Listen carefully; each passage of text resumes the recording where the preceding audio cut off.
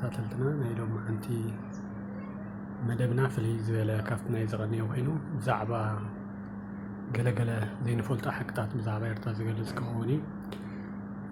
ሰናይ ናይ ምክትታል ግዜ ይግበረልና።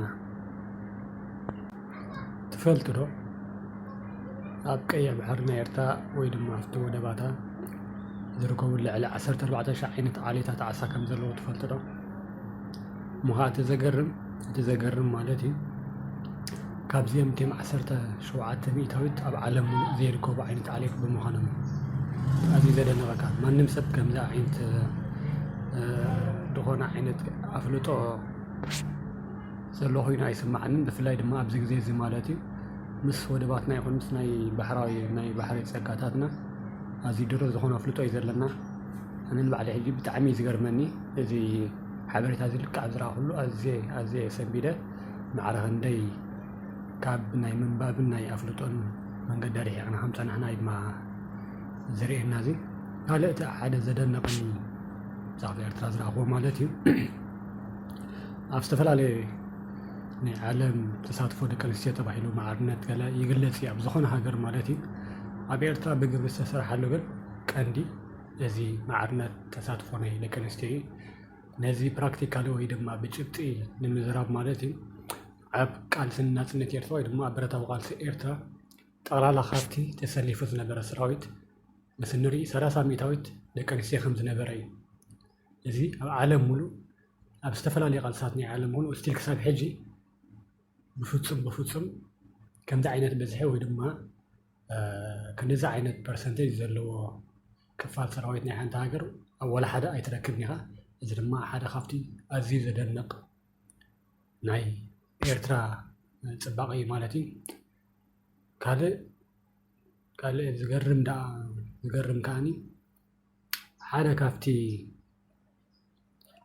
ኣብ ናይ እንታይ ዝበሃል ናይ ቅርሲ ወይ ድማ ናይ ኣርኪኦሎጂ ስነዳ ታሪክ ማለት እዩ ኣብ ሰሜናዊ ቀይሕ ባሕሪ ኣብ ናይ ዓፋር ተረኽበ ልዕሊ 1 ሚልዮን ዓመት ዝገበረ ሽክና ናይ ወዲ ሰብ ተረኺቡ ነይሩ። በዚ ደጋጊ ቅድሚኡ እቲ ዝበዝሐ ዕድመ ዝነበረ ኣብ ናይ ኢትዮጵያ ከባቢ 600,000 ዓመት ዝገበረ ቅርሲ ነይሩ። ኣብዚ ግዜ እዚ ድማ እቲ ዝለዓለ ናይ ኤርትራ ኮይኑ ኣሎ ማለት እዩ። ካልእ ከዓኒ እቲ ሕብሪ ገጽ ናይ ደቂ ኣንስትዮ ናይ ኤርትራ ተሪኢኻ ድማ ኣዝዩ ፍልይ ዝበለ እዩ። ኣዝዩ ፍልይ ዝበለ ካብ ናይ ካልእ ሃገራት እንተዳ ሪኢኻዮ ብጣዕሚ ዘገርመካ እዩ። ብፍላይ ድማ እዚ ናይ ሓበሻ ዝበሃል ሳይት ርኢናዮ ካብ ካልእ ሃገራት ፍልይ ዝበለ ሕብሪ ገጽ ኣሎ። እዚ ድማ ሓደ ካብቲ ካልእ ፍልይ ዝበለ ጽባቐ ዘለዎ እዩ ማለት እዩ። ፀኒሕና ክንምለሰኩም ኢና። ሕራይ መደብና ንምቕጻል ተመሊስና ኣለና። ካልእ ኸ ኣዝዩ ዘደንቕ ወይ ድማ ዘገርም እንድሕር ዳርኢና ዝኾነት ሃገር ናታ ወግዓዊ ቋንቋ ኣለዋ። ወግዓዊ ቋንቋ ኣብ ኤርትራ ምስ ንሪኦ ግን ናይ ብዙሕነት ናይ ቋንቋ ዘለዋ ሃገር እያ። ኩሉ ዓይነት ቋንቋታት ናይ ዝኾነ ብሄር ማለት እዩ ብማዕረ እዩ ዝረበሉ። እዚ ክበሃል ከሎ ማዕረ ዓይነት መሰል ኣለዎ። እቲ ናይ ምዝራብ ናይ ቋንቋ ባይታ ማለት እዩ ትግርኛ፣ ዓፋር፣ ብሌን፣ ኩናማ ናይ ኩለን ብሄራት ክንገልጽ ንኽእል ኢና። ዓረቢ ዝረብ እዩ፣ እንግሊሽ ናይ ጥልያን ቋንቋ ኣሎ።